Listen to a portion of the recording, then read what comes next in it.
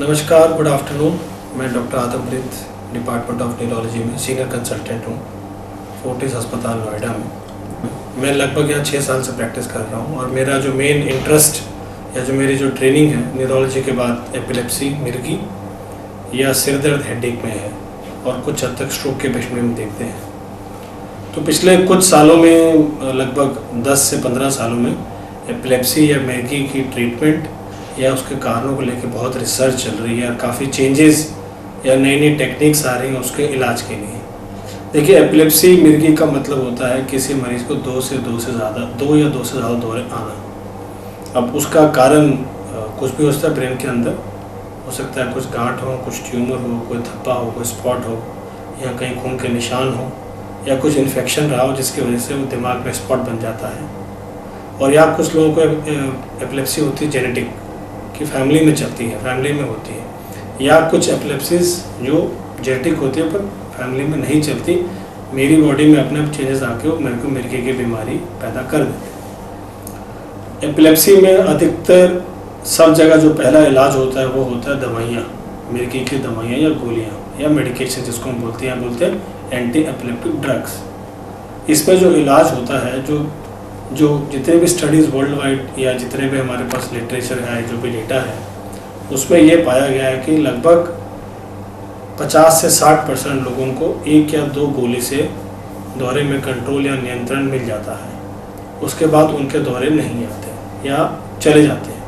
एक defined period या एक लंबे समय तक गोली खाने से उनमें लोगों को आराम मिल जाता है। उनका परसेंटेज है लगभग 60% या 60%।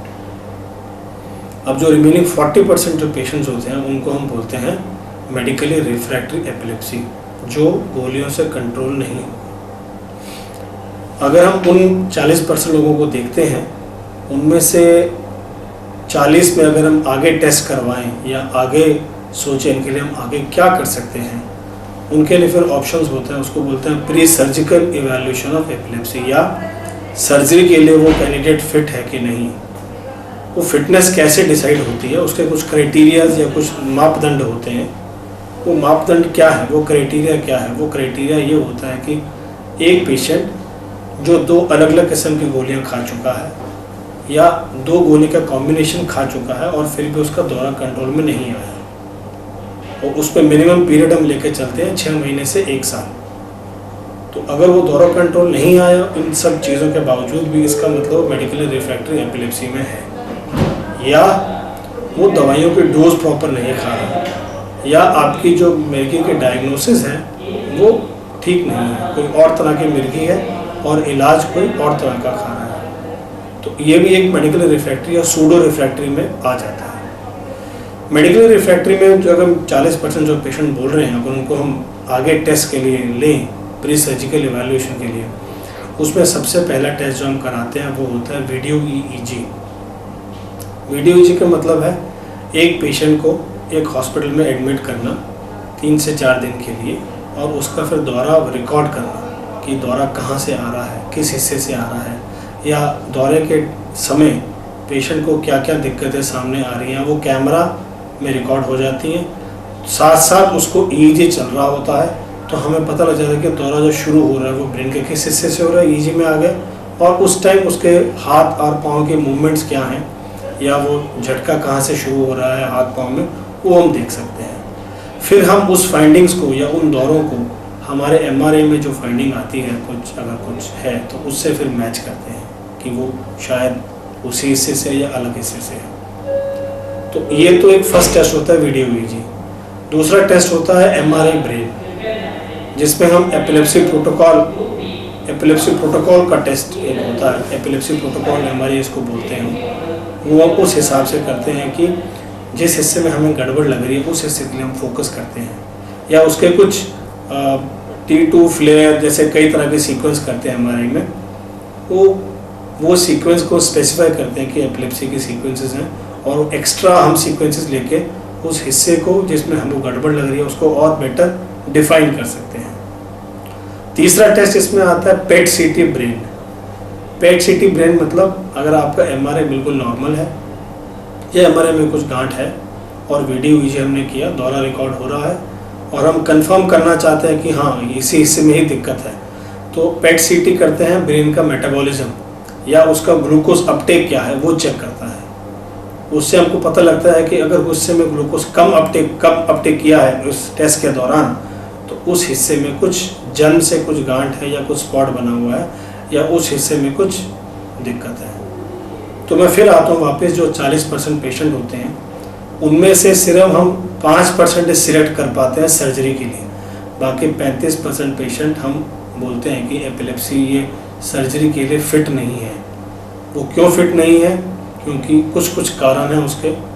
एक गांठ ट्यूमर है जो आपके हाथ और पाँव के हिस्से पे बैठा हुआ है, अगर हम सर्जरी करेंगे तो आपको कमज़ोरी आ जाएगी। या स्पीच के हिस्से के बिल्कुल ऊपर है, सर्जरी करेंगे तो आपको बोलने की क्षमता आपकी जा सकती है। इसलिए बाकी पेशेंट्स, इसलिए जो 35% होते हैं वो फिट नहीं है, या दौरा कहीं और से आ रहा है, गांठ कहीं और है, पेट सीटी में कोई गड़बड़ नहीं है, तो कहाँ सर्जरी करें हमको नहीं पता होता। तो ऐसे पेशेंट्स के लिए हम क्या ऑफर करते हैं, एक नई ट्रीटमेंट्स आई हैं, उसको हम बोलते हैं स्टिमुलेशन टेक्निक्स। उसमें 3 तरह की टेक्निक्स आई हैं। एक होती है वेगल नर्व स्टिमुलेशन, जिसमें जो हमारी वेगस नर्व होती है उसको हम स्टिमुलेट कर सकते हैं। दूसरा होता है डीप ब्रेन स्टिमुलेशन, जिसमें ब्रेन में हम इलेक्ट्रोड या तार डाल के ब्रेन को स्टिमुलेट कर सकते हैं ताकि दौरा कम हो जाए। तीसरा होता है रिस्पॉन्सिव न्यूरो स्टिमुलेशन, ब्रेन के अंदर एक छोटी सी इलेक्ट्रोड डालेंगे जो दौरा आते टाइम एक्टिवेट हो जाएगी और दौरे को तुरंत रोक देगी। तो ये 3 नई टेक्निक्स आई हैं। मैं फिर वापस आता हूँ, सर्जिकल टेक्निक्स क्या क्या हैं एपिलेप्सी में उपलब्ध किसी भी बड़े सेंटर में। हम लोग पिछले लगभग 2 से 2.5 साल से एपिलेप्सी सर्जरी प्रोग्राम चला रहे हैं। तो लगभग हमने पिछले 2.5 साल में 15 एपिलेप्सी सर्जरी की हैं। उसमें जो मेजर जो चंक या जिसको बोलते हैं कि जो मेन एपिलेप्सी सर्जरी होती है वो होती है MTS की, उसको बोलते हैं मीजल टेम्पोरल स्क्लेरोसिस। वो एपिलेप्सी होती है मीजल टेम्पोरल स्क्लेरोसिस के लिए, उसको बोलते हैं anterior temporal lobectomy with hippocampectomy, ATL with AH, जिसको हम नॉर्मली भाषा में बोलते हैं, या एपिलेप्टोलॉजिस्ट जिनको समझ आता है इसका क्या मतलब है। उसका होता है टेम्पोरल लोब, एक हिस्सा होता है ब्रेन के अंदर जहाँ से दौरा शुरू होता है, और साथ में हिप्पोकैम्पस। तो ये सबसे कॉमन सर्जरी होती है। अगर हम 100 पेशेंट सर्जरी के करते हैं तो उसमें 70% या 60% इसी हिस्से, इसी टाइप ऑफ सर्जरी के होते हैं। सक्सेस रेट भी इसी सर्जरी का सबसे ज़्यादा है। लगभग 70 से 80% पेशेंट 3 से 4 साल तक, जो भी स्टडीज़ आई हैं, या 5 साल तक दौरे से फ्री हैं और उनके दवाइयाँ भी बंद हो चुकी हैं। तो एक तो ये सर्जरी होगी। दूसरी सर्जरी होती है लीजनेक्टमी, या गांठ, दिमाग में जो बचपन की गांठ या ट्यूमर की गांठ, उसकी सर्जरी करनी जो होती है वो होती है लीजनेक्टमी। हमने MRI किया और फिर वीडियोजी करके देखा, एक ब्रेन के अंदर गांठ है और हमारा दौरा भी वहीं से आ रहा है और पेट सीटी में भी वहीं दिक्कत है, तो हमारी सब चीज़ें मैच कर रही हैं, तो हम उसकी सर्जरी कर सकते हैं, उस गांठ को सर्जरी करके निकाल सकते हैं, उसको बोलते हैं लीजनेक्टमी। तीसरी सर्जरी होती है ब्रेन के हिस्सों को डिस्कनेक्ट कर देना, उसको बोलते हैं डिस्कनेक्शन सर्जरीज। वो कॉमनली करते हैं उन पेशेंट में जो बार बार अचानक से गिर जाते हैं, बैठे बैठे एकदम से बॉडी की टोन खत्म हो गई और नीचे गिर गया बच्चा, सिर पे चोट आ गई, उसको बोलते हैं डिस्कनेक्शन सर्जरी। उसमें कॉमनली हम करते हैं, उसको बोलते हैं कैलोसोटोमी। तो ये 3 मेन सर्जरीज सब जगह सारे बड़े सेंटर में फॉलो होती हैं। मैक्सिमम चंक होता है वो होता है ATL विद AH, या एंटीरियर टेम्पोरल लोबेक्टमी विद हिप्पोकैम्पेक्टमी। इसके मेन चंक होता है 70%, बाकी 30% कैलोसोटोमी या लीजनेक्टमी का होता है। VNS का मतलब होता है वेगल नर्व स्टिमुलेशन। ये होता है जैसे आपने देखा होगा पेसमेकर, ये दोनों DBS और VNS और RNS तीनों में हम पेसमेकर फिट करते हैं आपकी छाती के चमड़ी के अंदर, और फिर तार निकल के जाती है। वेगस नर्व में तार निकल के हमारे गर्दन में आसपास लिपट जाती है, जहाँ पे वेगस नर्व होती है, बाईं तरफ वेगस नर्व, और फिर वो बीच बीच में अपनी पल्स पे उसको एक्टिवेट करते हैं, और वो फिर पल्स वापस ब्रेन में जाती है और दौरे कम कर सकती है। ये जो वेगस नर्व टेक्निक है ये वर्ल्ड काफ़ी जगह यूज़ होती है, खास करके बच्चों में काफ़ी सक्सेसफुल पाई गई है।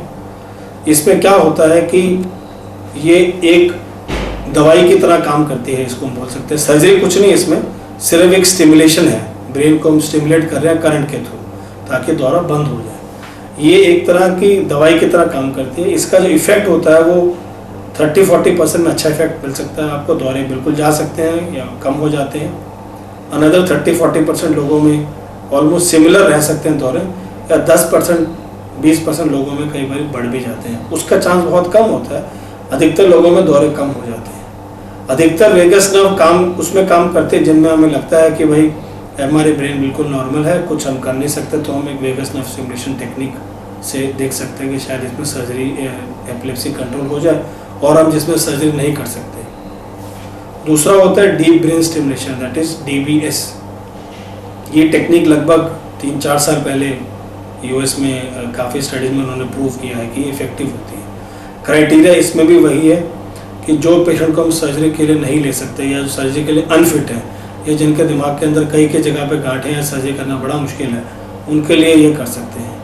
इसमें क्या करते हैं, हम ब्रेन के जो खोपड़ी होती है उसके ऊपर हम 2 होल करते हैं, और थ्रू न्यूरो नेविगेशन टेक्निक से उन होल्स में हम 2 तारें डालते हैं जो हमारे ब्रेन का हिस्सा होता है थैलेमस, उसमें जाके सीधा हिट करती हैं, और साथ साथ हम EEG करके देखते रहते हैं कि वो कहाँ तक पहुँची है। जब हमें लगे कि वो थैलेमस में पहुँच गई तो EEG में पर्टिकुलर एक्टिविटी आती है जो बोलते हैं कि थैलेमस में पहुँच गई अभी। फिर हम उन दोनों लीड्स को, तारों को वहाँ छोड़ देते हैं, वायर्स को, और फिर उनको हम 3-4 दिन के बाद एक्टिवेट करना शुरू कर देते हैं, और फिर उनसे जो करंट निकलता है उससे फिर पेशेंट का दौरा बार बार आता है वो धीरे धीरे कम हो जाता है। इफेक्ट के रूप में ये काफ़ी इफेक्टिव पाई गई है। लगभग 70-80% लोगों में ऐसा पाया गया कि इनमें अच्छा इफेक्ट मिल जाता है और दौरे काफ़ी हद तक कम हो जाते हैं। शायद पूरी तरह से नहीं जाते, पर कमी काफ़ी हद तक पाई गई है ऐसी वाली टेक्निक में। लास्ट जो है उसको बोलते हैं RNS, रिस्पॉन्सिव न्यूरो स्टिमुलेशन।